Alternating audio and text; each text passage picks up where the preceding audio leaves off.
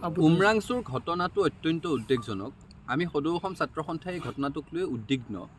আটাইতকৈ ডাঙৰ কথাটো হৈছে এই কয়লা খনন এতিয়া অবৈধ আছিল বুলি প্ৰমাণিত হৈছে। কি ধৰণেৰে অসমত অবৈধভাৱে কয়লাৰ খনন চলি থাকিব পাৰে চৰকাৰৰ দৃষ্টিগোচৰ হোৱা নাই নেকি? এতিয়ালৈকে তেওঁলোকে কিমানজন শ্ৰমিকনো আবদ্ধ হৈ আছে তাৰে কোনো পৰিসংখ্যা দাখিল কৰিব পৰা নাই। অৰ্থাৎ শ্ৰমিকৰ তাত কোনো পঞ্জীয়নৰ ব্যৱস্থা নাছিলে, তেওঁলোকৰ নিৰাপত্তা সুনিশ্চিত কৰা হোৱা নাছিলে। এই ধৰণেৰে অবৈধভাৱে যদি আমাৰ সম্পদসমূহৰ লুণ্ঠন হৈ থাকে তেতিয়াহ'লে এইখন চৰকাৰে দুৰ্নীতিমুক্ত অসমৰ কথা কৈ কিবা লাভ আছে নেকি? এইখন চৰকাৰে অসমত মানুহৰ জীৱন নিৰাপত্তাৰ সুৰক্ষাৰ কথা কৈ কিবা লাভ আছে নেকি? সম্পদৰ অধিকাৰ সুৰক্ষিত কৰিম বুলি কৈ কিবা লাভ আছে নেকি? এটা অবৈধভাৱে চলি থকা কয়লা খনিত শ্ৰমিক আবদ্ধ হৈ আছে, দুদিন হৈ গ'ল, উদ্ধাৰ কৰিব পৰা নাই। কিমান শ্ৰমিক আবদ্ধ হৈ আছে তাৰ পৰিসংখ্যা দিব পৰা নাই। সেই অবৈধ খনন চৰকাৰী পৃষ্ঠপোষকতা নোহোৱাকৈ অসমত কেনেকৈ চলি থাকিব পাৰে? এই ঘটনাটোৰ লগত জড়িত কোনোবা পুথি খলিহনাক শাস্তি দি যদি দায় সামৰিব বিচাৰিছে, কোনো কাৰণত সেই কথা গ্ৰহণযোগ্য নহ'ব। পুলিয়ে পোখাই তদন্ত কৰি যিমানে শক্তিশালী চক্ৰত নাথাকক কিয় উৎখাত কৰিব লাগিব। আৰু যিসকল লোকৰ পৃষ্ঠপোষকতাত এনেধৰণৰ অবৈধ খনন অসমত চলি আছে, অবৈধ খনন বন্ধ হোৱাৰ সমান্তৰালভাৱে সেই পৃষ্ঠপোষকতা কৰি থকা বৰ ৰজাঘৰীয়াসকলৰো উৎখাত হ'ব লাগিব। তেওঁলোকৰ বিৰুদ্ধেও বিহিত ব্যৱস্থা গ্ৰহণ কৰিবৰ কাৰণে আমি দাবী জনাইছোঁ। ধ্ৰুপদী ভাষাৰ মৰ্যাদা লাভ কৰাটো 2024 বৰ্ষৰ অত্যন্ত ইতিবাচক বতৰাসমূহৰ ভিতৰত এটা আছিলে। এতিয়া যেতিয়া ধ্ৰুপদী ভাষাৰ মৰ্যাদা লাভ কৰিলে, একেলগে 5টা ভাষাই ধ্ৰুপদী ভাষাৰ মৰ্যাদা লাভ কৰিছিলে। বাকী ৰাজ্যসমূহত সেই ভাষাসমূহক লৈ সেই ৰাজ্যসমূহৰ চৰকাৰে ধ্ৰুপদী ভাষা মৰ্যাদা পোৱাৰ পিছত কি ধৰণেৰে আগবাঢ়িব তাৰ পৰিকল্পনা লৈছে। ক'ৰবাত আসন প্ৰতিষ্ঠা কৰাৰ কথাই হওক, গৱেষণাৰ কাম কাজ কৰাৰ কথাই হওক, এই ধৰণৰ কাৰ্যসূচীসমূহ তেওঁলোকে হাতত লৈছে। আমি অসমত ভাষা গৌৰৱ সপ্তাহ পাতিলোঁ।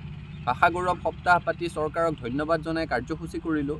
আৰু তাৰ পিছত এটা কলাৰ টিউন আমাক জাপি দিয়া হ'ল, যিটো কলাৰ টিউনত বিকৃত উচ্চাৰণ, বিভ্ৰান্তিকৰ অনুবাদ, গোটেই কথাটোৰে অসমীয়া ধ্ৰুপদী ভাষাটোক মৰ্যাদা ভুলুণ্ঠিত কৰা হ'ল।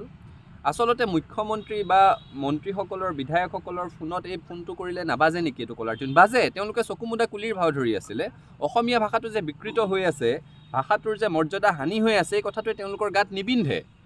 তাৰপিছত যেতিয়া কালি সৰ্বত্ৰে প্ৰতিক্ৰিয়া হ'ল, ছাত্ৰ সন্থাই মুখ্যমন্ত্ৰী, প্ৰধানমন্ত্ৰীলৈ জৰুৰী চিঠি প্ৰেৰণ কৰিলোঁ। তাৰপিছত মুখ্যমন্ত্ৰীগৰাকীয়ে কৈছে যে তেওঁ কেন্দ্ৰীয় চৰকাৰলৈ চিঠি লিখিব। এতিয়া এটা শুদ্ধ অসমীয়া সংকলনো সেইটোৰ বাণীবদ্ধ কৰা বুলি শুনিবলৈ পাইছোঁ। ক'ৰবাত এতিয়া ফোন কৰিলে শুদ্ধকৈ কোৱা হৈছে। কিন্তু আন এটা বিষয়, যিটো বিষয়ত আমি এতিয়াও সচেতন হোৱা নাই, এতিয়াও গুৰুত্ব দিয়া নাই, সেই বিষয়টো হৈছে বিজ্ঞাপনসমূহ। সকলো দেশী বিদেশী কোম্পানীয়ে নিজৰ সামগ্ৰীসমূহৰ স্থানীয় ভাষাত বিজ্ঞাপন প্ৰকাশ কৰে। কিন্তু অসমীয়া ভাষাত বিজ্ঞাপন প্ৰকাশৰ বেলিকা সেই কোম্পানীসমূহে কোনো অসমীয়া মানুহক এই কামটো নিদিয়ে।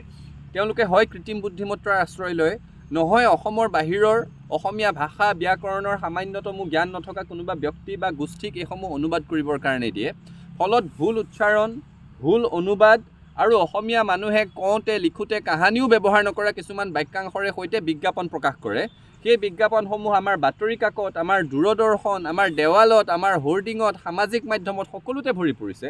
অসমীয়া ভাষাটোৱে ধ্ৰুপদী ভাষাৰ মৰ্যাদা লাভ কৰাৰ পিছত অসমীয়া ভাষাটোকে দৈনিকে বিজ্ঞাপনসমূহে অপমান কৰি আছে, কিন্তু চৰকাৰখন শুই আছে। চৰকাৰে কি এইবোৰ নেদেখে নেকি? আমাৰ ভাষাটোৰ মৰ্যাদা এই ধৰণে হানি হৈ থকা কথাটোত চৰকাৰে কিয় বিহিত ব্যৱস্থা নলয়? কালি আমি মুখ্যমন্ত্ৰীলৈ জৰুৰীভাৱে পত্ৰ প্ৰেৰণ কৰি তেখেতক দাবী জনাইছোঁ যে এই ধৰণেৰে বিজতৰীয়াভাৱে, বিকৃতভাৱে অসমীয়া কৈ থকা বিজ্ঞাপনসমূহ বন্ধ হ'ব লাগে আৰু কোম্পানীসমূহক মাতি আনি দায়াবদ্ধ কৰিব লাগে। তেওঁলোকক বাধ্য কৰিব লাগে যাতে শুদ্ধ ৰূপত অসমীয়া ভাষাত বিজ্ঞাপনসমূহ প্ৰকাশ কৰি সেইসমূহ প্ৰচাৰৰ ব্যৱস্থা কৰে। আৰু এনে কৰিবলৈ যাওঁতে থলুৱা উপযুক্ত ব্যক্তি বা গোষ্ঠীক তাৰ দায়িত্ব দিব লাগে, তেতিয়াহে ভাষাটোৰ মৰ্যাদা অটুট থাকিব।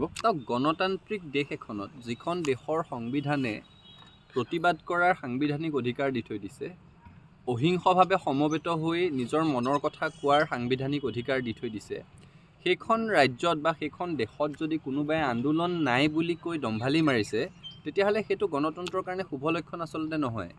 এনেকুৱা হ'ব নোৱাৰে 150 কোটি প্ৰায় জনসাধাৰণৰ দেশ এখনত যে সকলো জনসাধাৰণ সন্তুষ্ট, বা অসমৰ নিচিনা এখন ৰাজ্য য'ত জনসংখ্যাই প্ৰায় 3.5 কোটিৰ ঘৰ চুইছেগৈ, তাত সকলো জনসাধাৰণেইটো সন্তুষ্ট হ'ব নোৱাৰে। তাৰ পিছত যদি আন্দোলন হোৱা নাই বুলি কোনোবাই কৈ আছে, তেতিয়াহ'লে নিশ্চয় গণতান্ত্ৰিক কণ্ঠটোক দমনেৰে সৈতে নোহোৱা কৰিবৰ কাৰণে অপচেষ্টা চলাই আছে। সেইটোতো কোনো কাৰণত মানি ল'ব নোৱাৰি। আচলতে আন্দোলন সমগ্ৰ অসমতে চলি আছে, কিন্তু আন্দোলনৰ ভাষা বুজিবলৈ চৰকাৰখন বিফল হৈছে। আন্দোলন দেখিলে চকুমুদাৰ কুলিৰ ভাও ধৰা হৈছে স্মাৰ্ট মিটাৰক লৈ সমগ্ৰ অসমত আন্দোলন হৈছে নাই আপোনালোকে কওক কিন্তু এই চৰকাৰখনে কাৰোবাৰ সৈতে আলোচনা কৰা দেখিলে জানো কোনোবা বিধায়ক এজনৰ ঘৰত স্মাৰ্ট মিটাৰ এটা লগালে পুৰণা মিটাৰ এটা লগালে তাৰ ওপৰত ভিত্তি কৰি তেওঁলোকে স্মাৰ্ট মিটাৰৰ সিদ্ধান্ত ল'ব বুলি ক'লে সেইটো মিটাৰতনো এতিয়ালৈকে মাচুল কিমান আহিল অসমৰ ৰাইজে কোনোবাই গম পালে নে স্মাৰ্ট মিটাৰৰ কথাটো কি হ'ল কোনোবাই গম পালে সৰ্বত্ৰটো প্ৰতিবাদ হৈছে প্ৰতিক্ৰিয়া হৈছে মূল্য বৃদ্ধিৰ মাধমাৰৰ পৰা মানুহ হাৰি যোৱা নাই 500 টকা এটা লৈ যদি বজাৰলৈ ওলাই যায় মুনা এটা চকু ভৰি নহে মূল্য বৃদ্ধিৰ বিৰুদ্ধে ৰাইজে অহৰহ প্ৰতিবাদ কৰি আছে কিন্তু সেই প্ৰতিবাদৰ কিবা ফল ধৰা দেখিছে জানো দৈনিক মূল্য বৃদ্ধিৰ মাধমাৰ মানুহে সন্মুখীন হৈ আছে এতিয়া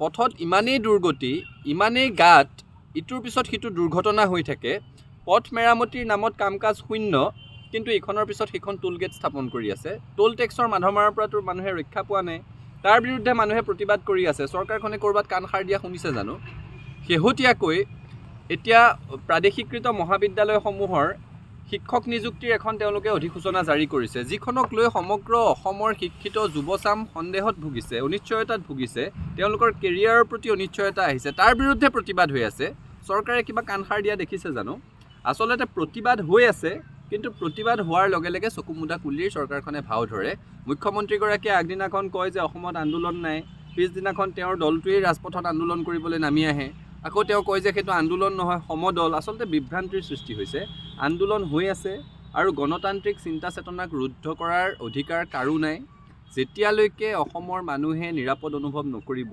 যেতিয়ালৈকে অসমৰ জাতীয় সমস্যাসমূহৰ সমাধান নহ'ব যেতিয়ালৈকে অসমৰ মানুহৰ স্বাৰ্থ সুৰক্ষিত নহ'ব তেতিয়ালৈকে গণতান্ত্ৰিক আন্দোলনৰ অৱকাশ থাকিব আন্দোলন হৈ থকা আন্দোলন যদি চকুমুদা কুলিৰ ভাও ধৰি নাই বুলি ভাবি থাকে তেতিয়াহ'লে তেওঁ শাসন কৰি থাকিব পাৰিব কিন্তু ৰাইজৰ মনৰ কথা বুজিবলৈ ব্যৰ্থ হ'ব